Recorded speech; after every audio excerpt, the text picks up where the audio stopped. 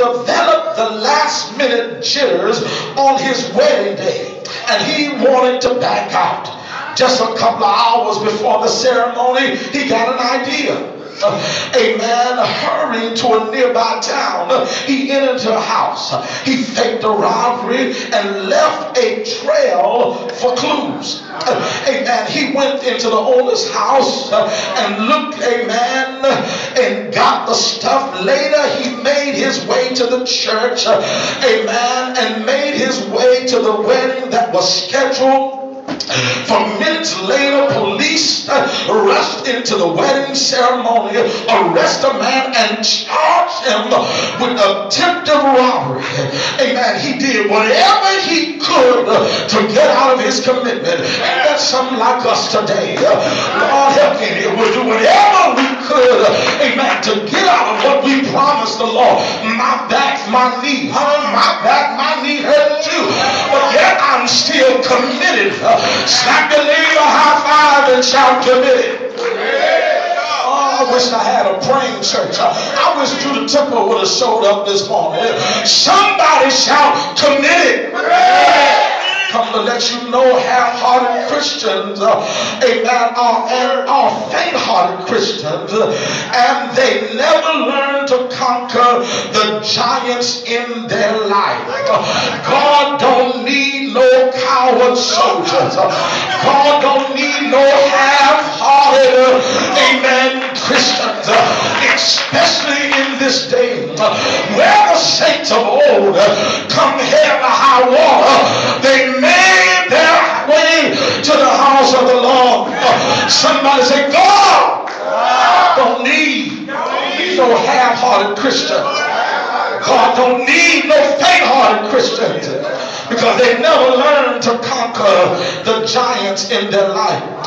The story is told of a man who rode, amen, his car.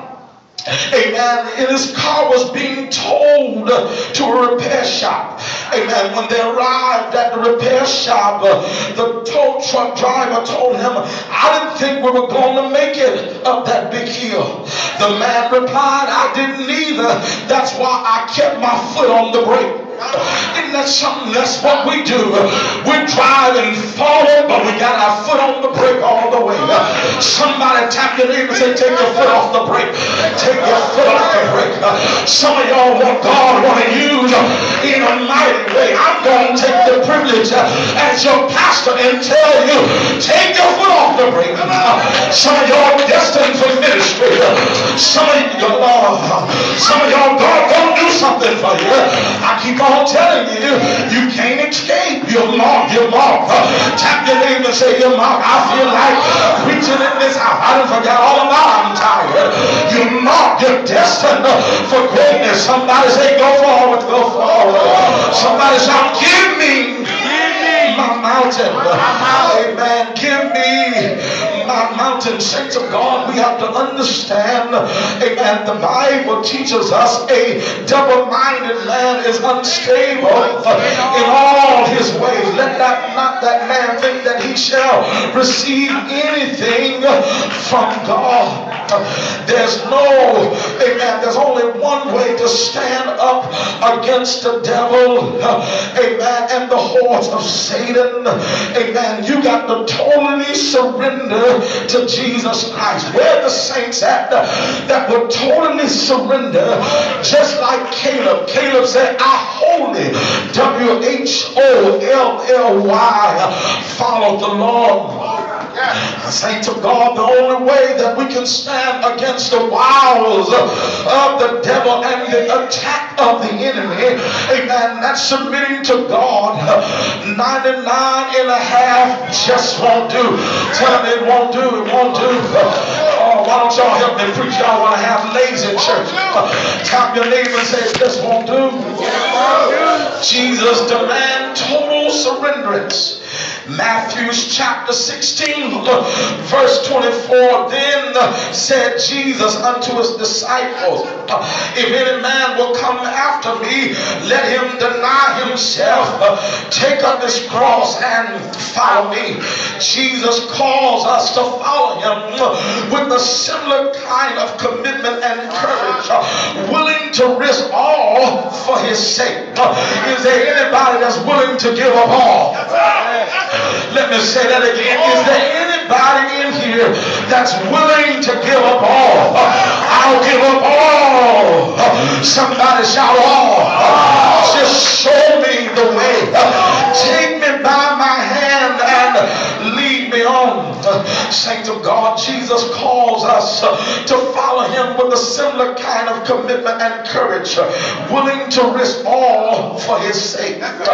When I think of ham and eggs, amen, when you think of ham and eggs, the chicken was definitely involved, because he only had to give a few sacrifices, a few eggs, but the pig was totally committed. The pig had to lose his life. Is there anybody in here that's willing to lose their life? Is there anybody in here that's willing to give up the wrong for the right? Is there anybody in here that'll be like Caleb and say, I'll wholly follow the Lord?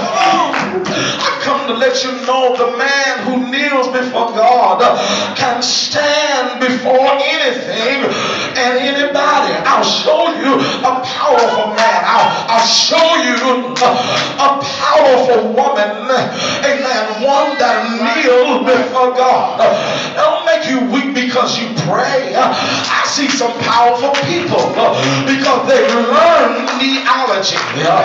Lord help me here. I know we live in the day and age where the church have learned Greek and Hebrew. We learn, amen, the major words. We learn the doxy of the word. We learn, amen, the nomenclature of the word.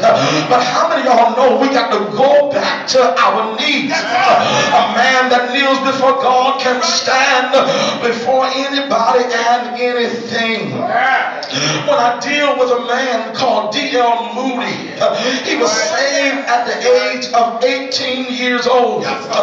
D.L. Moody heard an evangelist, amen, once said, the world has yet to see what God can do in and through and with a man who wholly is committed to God. It was D.L. Moody said, by God's grace, I will be that man. He was uncultured. He was uneducated. He was untrained. He was just a shoe salesman. But God used him to move two continents, amen, for Christ. God used him to go, amen, and save different countries for the name of Christ. Why? Because he decided, I'm going to be committed. Are you totally sold out for Jesus and him alone? Our commitment to Christ affects all of our relationship. Y'all ain't got to say, man. Give me a few minutes. Don't rush me. Amen. Our relationship, amen, with Christ, our commitment to Christ affects all other relationships. Amen. The more devoted we are to Jesus, the more faithful we will be to our church. Let me say that again. I'm going to preach again.